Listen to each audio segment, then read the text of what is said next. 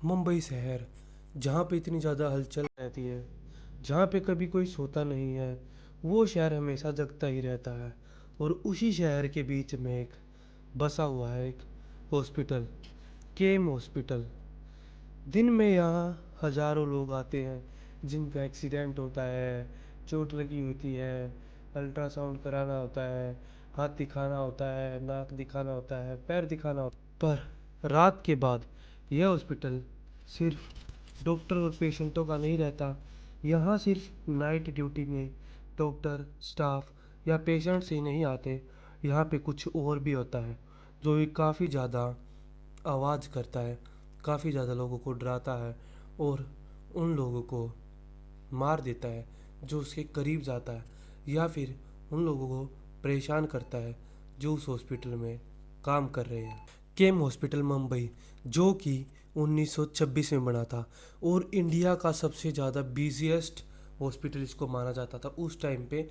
पूरे इंडिया में सबसे ज़्यादा जहाँ पे लोग आते जाते थे, जहाँ पे लाशें ज़्यादा गिरती थी, जहाँ पे सांसें ज़्यादा चलती थी, जहाँ पे लोग नया जन्म लेते थे, वो हॉस्पिटल केम हॉस्पिटल था। जहाँ पे डेली डेथ होती थी, डेली बच्चे जन्म लेते थे।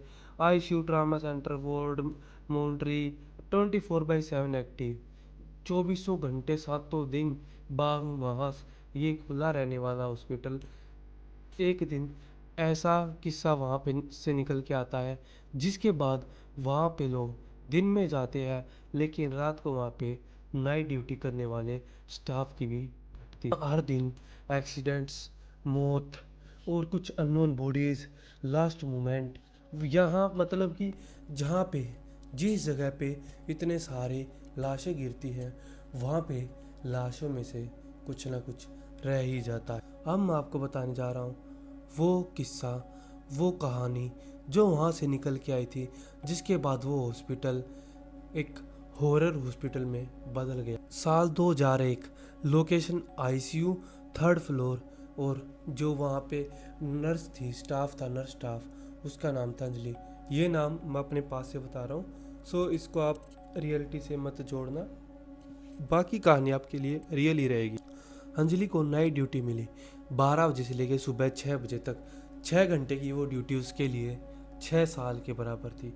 आईसीयू में 7 बेड थे, बेड नंबर 4 खाली था, लाइट डिम थी, सिर्फ मॉनिटर की आवाज़। 2:12 पे सडनली मॉनिटर ऑन हो गया। अंजलि बोली, पर यहाँ पे तो कोई पेशेंट ही नहीं है, ये मशीन अपने आप ऑन कैसे हो गई। उसके बाद वो मशीन को रीसेट कर देती है, हार्ट बीट वापस से जीरो आ जाती है। जब उसने बेड देखा, बेड शीट थोड़ी सी दबी हुई थी, जैसे वहाँ पे कोई रह रहा हो, जैसे वहाँ पे कोई पेशेंट हो। उसके वो पीछे हटी और तब उसने देखा कान के पास से एक आवाज़ आई, पानी। जी हाँ, ये बिल्कुल आवाज़ साफ क्लियर थी। ये आवाज़ इतनी ज़्यादा क्लियर थी जिसके बाद अंजलि इतनी ज़्यादा डर गई, वो वहीं पे फ्रीज हो गई।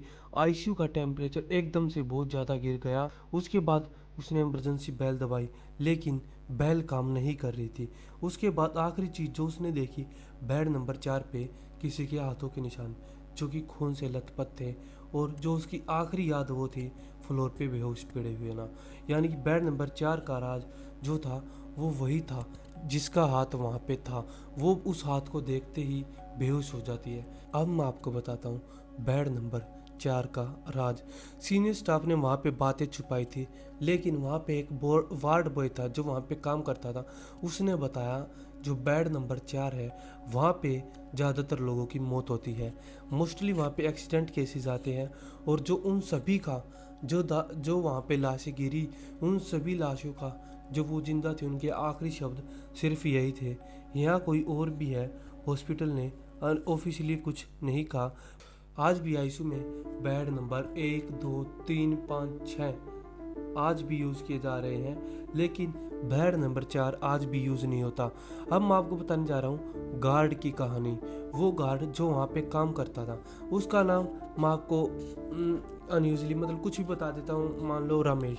उसका नाम था रमेश। ड्यूटी टाइम था 3:40। बिल्कुल सन्नाटा। और तभी वो क्या देखता है, जो वहाँ पे लाइटें थी वो अचानक से झप झप करने लग जाती है, ऑन ऑफ होने लग जाती है। सडनली ट्रॉली खुद मूव हुई। रमेश ने सोचा हवा होगी, पर फिर फुटस्टेप्स की आवाज़ आई अंदर से बाहर की तरफ। सीसीटीवी देखा, वहाँ पे कोई नहीं था, पर स्क्रीन पर वाइट शेडो, मतलब ये इंसान की तरह दिखने वाली एक वाइट शेडो उसने देखा। शैडो मर्चुरी गेट तक आई, जो वहाँ पे जहाँ पे रमेश बैठा था वहाँ तक आई और सडनली गायब हो गई। जिसके बाद रमेश ने ड्यूटी छोड़ दी।